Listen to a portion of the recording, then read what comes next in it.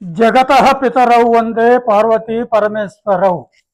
మహాకవి కాళిదాసు చే విరచితమైనటువంటి కుమార సంభవములో ప్రథమ సర్గలో పార్వతీదేవి యొక్క బాల్యాన్ని వర్ణిస్తూ ఉన్నాడన్నమాట.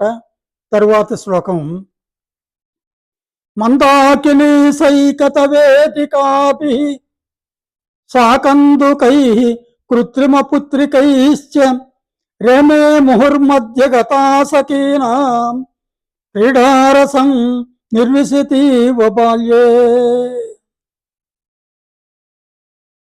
మందాకిని సైకత వేదికాభి అంటున్నాడు. ఆ పార్వతీదేవి హిమాలయ పర్వతాలలో ఉంటుంది కదా, అక్కడ మందాకిని అంటే ఆకాశగంగ, మరి గంగానది ప్రవహిస్తూ ఉంటుంది. ఆ గంగానది యొక్క ఒడ్డున సైకత వేదికాభి, ఆ ఇసుక తిన్నెల పైన కందుకై కృత్రిమ పుత్రికైశ్చ, కందుకములు అంటే ఏమిటంటే చెండ్లు, ఆట ఆడుకునేటటువంటి చెండ్లు. కృత్రిమ పుత్రికైశ్చ అంటే చేతితో తయారు చేయబడినటువంటి బొమ్మలు అన్నమాట. చిన్నపిల్లలు కూడా ఏం చేస్తుంటారు, మరి బట్టలతో, మరి గుడ్డ పేలికలతో బొమ్మలు తయారు చేసుకొని ఆడుకుంటూ ఉంటారు కదా. ఆ విధంగా పార్వతీదేవి అక్కడ సఖీనాం ముహుర్మధ్యగత అన్నమాట. సఖీనాం తన స్నేహితులండ్ర యొక్క మధ్యలో ఉంటూ ఆ రేమే అంటున్నాడు, బాగా ఆనందించిందట. ఏమి ఆనందించింది? క్రీడారసం నిర్విశతీవ బాల్యే అన్నమాట.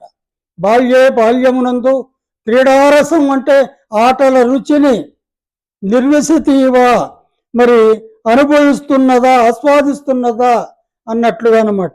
ఈ శ్లోకంలో ఏముంది? ఆ పార్వతి తన యొక్క స్నేహితురాండ్రతో కలిసి ఆ మందాకిని నది యొక్క తీర ప్రాంతంలో ఇసుక తిన్నెల పైన చెండ్లతోనూ, అదేవిధంగా స్వయంగా తయారు చేయబడినటువంటి బొమ్మలతోనూ ఆడుకుంటూ ఆనందంగా మరి ఆ క్రీడారసాన్ని అనుభవిస్తూ ఉంది అని ఈ శ్లోకంలో చెప్పాడన్నమాట. దాని తర్వాత తాం సమాలాసరదీవ గంగాం మహౌషధీం నక్తమివాత్మభాస స్థిరోపదేశాముపదేశకాలే ప్రపేదిరే ప్రాక్తన జన్మ విద్యా.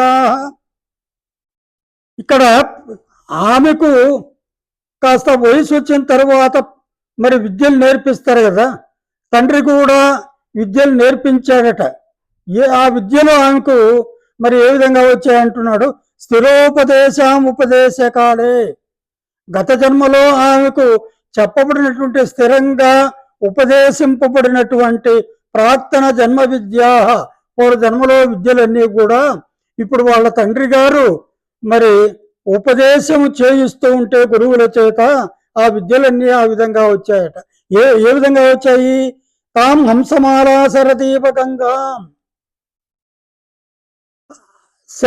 శరత్కాలంలో గంగానదిని ఏ విధంగా హంసలు బారులు తీరి చేరతాయో, మహౌషధీం నక్తం వివాత్మపాస, రాత్రిపూట ఔషధులను స్వయంగా వెలిగేటటువంటి వెలుగులు చేరతాయో, ఆ విధంగా ఆమెకు విద్య కాలంలో, పూర్వజన్మలో తాను స్థిరంగా నేర్చుకున్నటువంటి విద్యలన్నీ కూడా ఇప్పుడు ఈ జన్మలో ఆమెకు వచ్చాయి అని చెబుతూ ఉన్నాడన్నమాట. అసమృతం మండనమంగయష్టే అనాసవాక్యం కరణం మదస్య కామస్య పుష్ప వ్యతిరిక్తమస్త్రం బాల్యాత్పరం సాతవయ ప్రపేదే. ఆమె యవ్వనాన్ని పొందింది అంటూ ఉన్నాడు. ఏ విధంగా? అసమృతం మండనం అంగయష్టేహే.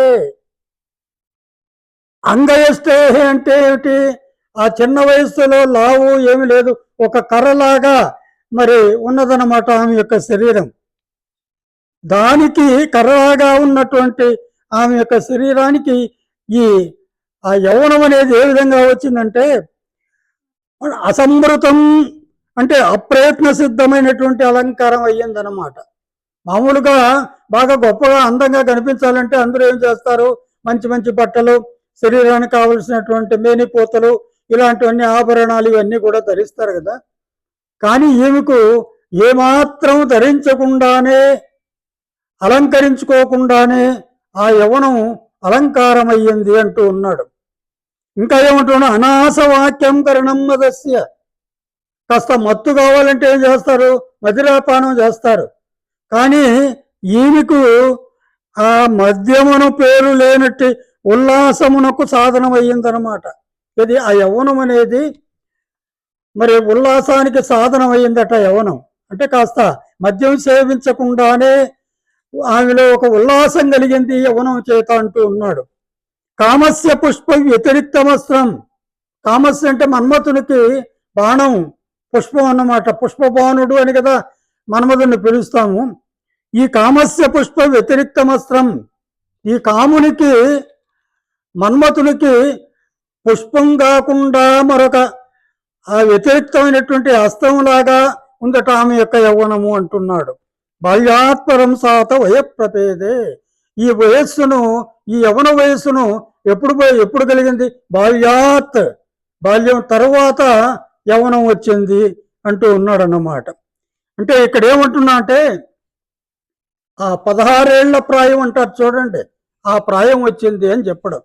ఇంకా ఏమంటున్నాడు చూడండి, ఉన్మీలితం తూలికయేవ చిత్రం సూర్యాంశు బిర్భిన్నమివారవిందం బభూవ తస్యాశ్చతురస్రసోభి వపుర్విభక్తం నవయౌవనేనా.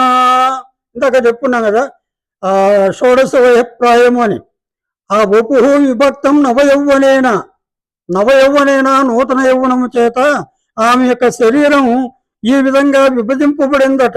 ఎట్లా, ఉన్మీలితం తూలిక ఏవ చిత్రం. తూలిక అంటే కుంచె. మరి ఒక చిత్రకారుడు ఏం చేస్తాడు, ఒక బొమ్మను ఒక క్యాన్వాస్ పైన ఒక గీతలు గీసి దానికి ఒక బొమ్మను తయారు చేయాలంటే కుంచెతో రంగులు అద్దుతాడు కదా. ఆ విధంగా ఆమెకు రంగులద్దినటువంటి మరి చిత్రంలాగా ఆమె అందంగా ఉన్నది అంటూ ఉన్నాడు. సర్వాంశుభిర్ భిన్నమివారవింద సూర్యాంశుభి భిన్నమివారవిందం. అరవిందం అంటే ఏంటంటే మామూలుగా మా ఈ పూల అనమాట. ఇది మామూలుగా తామర అవన్నీ ఉన్నాయి కదా, అవి సూర్యకిరణాలు పడితే వికసిస్తాయి. ఆ సూర్యకిరణాల చేత వికసింపబడినటువంటి ఆ తామర పుష్పంలాగా బభూవతస్యాశ్చతురస్రశోభి, ఆమె యొక్క అందం చతురస్రశోభి అంటున్నాడు. హెచ్చు తగ్గులు లేకుండా, చతురస్రం అంటే 4 వైపులా సమానంగా ఉంటుంది చూడండి, హెచ్చు తగ్గులు లేకుండా ఆమె యొక్క అందం ఉందట. వపుర్విభక్తం, శరీరం విభజింపబడింది అని. ఇక్కడ ఒక చిన్న విషయం ఏమిటంటే, తూలిక కుంచె చేత రంగులద్దబడినటువంటి చిత్రంలాగా ఉందట ఆమె యొక్క శరీరం. సూర్యకిరణాల చేత వికసింపబడినటువంటి తామర పద్మములాగా ఉందట ఆమె యొక్క చిత్రం, ఆమె యొక్క యవ్వనం.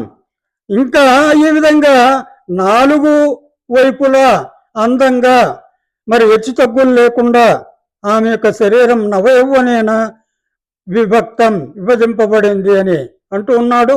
దాని తర్వాత రేపు ఆమె యొక్క అంగాంగ సౌందర్య వర్ణంతో ప్రారంభిస్తాం.